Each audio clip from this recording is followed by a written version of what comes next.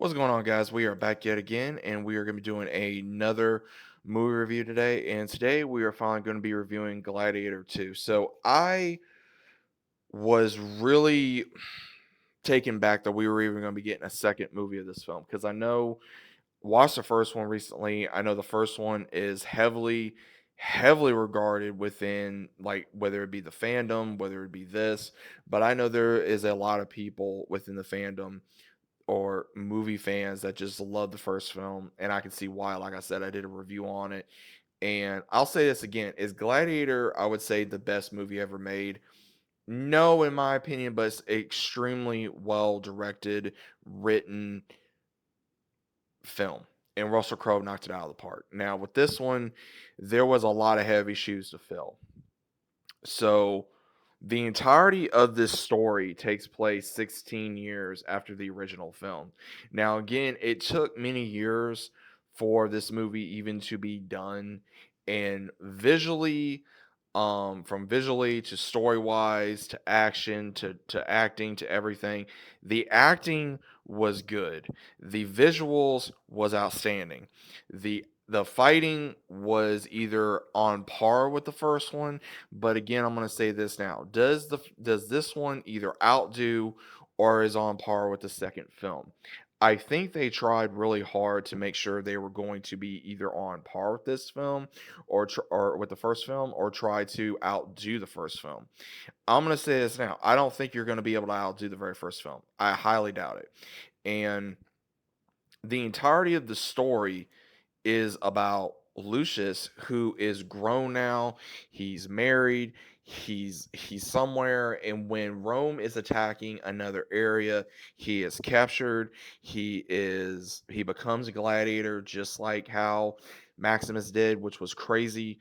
And he goes through the same system. And Denzel Washington plays as Maracus. I'm probably butchering the name, and he plays as a pretty much how the other one that handled Russell Crowe's character, how he bought him, he was impressed by him, he wanted to train him, he knew he was a fighter, he knew he was going to bring him a lot of money and glory in and outside of the ring, so to speak.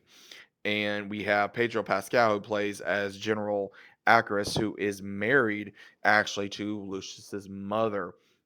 She had no idea he was still alive. So the way this makes sense is she sent him away right after what happened to Russell Crowe's character. Sends him away because she knew everyone was going to be out for him. She knew everyone was going to take him down, try to kill him because he was going to be the next in line for the throne. He was going to be very young, and as soon as that happened, she knew that she had to send him away. So they kept going after him for however many years, and they stopped because they automatically assumed he was dead.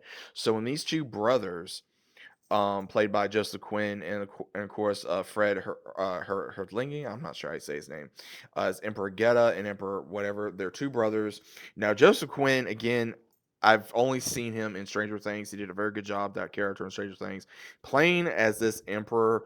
And again, the emperors being very disgusting, grown children who needed to just be taken out, and they do at some point. There's a lot of conspiracy in this film. There is a lot of drama in this film, from General Akis wanting to stop the war from stopping, to expand Rome's philosophies and giving everything back to the people like we wanted to see in the first film. And he allies himself with his wife and the rest of the Senate so they could go ahead and do what they were originally wanting to do. But again, there's a lot of traitors in the mist. There's a lot of whispers. And Acris, who's played by Denzel Washington, he is just wanting power. He just wants the power.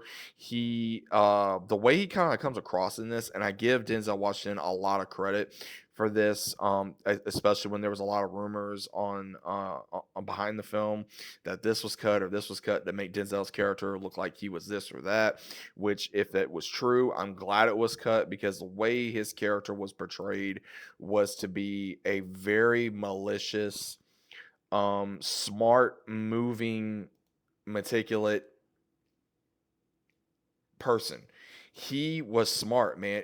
It's like if you had, I would say, if you mixed Alonso's character that he did in Training Day, along with Emperor Palpatine, because he was putting the chess pieces in the right areas because he wanted the throne. He figured if he got close enough to these emperors, he could turn them against each other, then have one of them take him out, gain the trust of the other, and then take him out, which he did. At the same time, getting rid of the general and having Lucius kill him due to everything that was being said and done within the story because of the general taking out Lucius's wife. And then once this happens, he's wanting revenge, and that's what he tells Denzel Washington's character. And it's a crazy story. I mean, it's a crazy story. It's over like I think 2.5 hours long. The way that this was shot, the way it was done, it made sense for the story. But again, could this have been done, I would say, a few years back or several years back? It could have very well been done several years back. And again, the way that, again, a lot of movies are nowadays is they're wanting to take their time of being able to, you know, oh, we need to try to bring back a classic because again, Gladiator, whether you like it or not, is a classic film. Now, I'm glad that they did not try to do certain things or certain sayings that they did in the first film, like, oh, are you not entertained? Are you not this? Are you not that? And I'm glad they didn't put that in there because I feel like that would have diminished the first film. Overall, do I like this film? Yes, it's a good film. It's a good story. It's a good, I would say, continually building of these characters and the story of what occurred during this time frame. But could have this movie been done a lot earlier? I fully agree. It should have been done, I would say, some years ago because I think if they would have done it, it probably would have made a little bit more sense. And I think they would have made a lot more money, in my opinion. But overall, is it worth to see? It's good. There's some people that may hate it. There's some people may like it. I think honestly, I'm kind of in the middle. I don't love it. I don't hate it. I do like it. It's just there. Do I see it going for a third film? Who knows? Who knows? I think it's going to be up in the air. But overall, guys, what do you think of this film? Is it a good film? Is it a bad film? What's your standing on it? Let me know down in the comments. Hope you guys enjoyed. And I'll see you as always on the next one.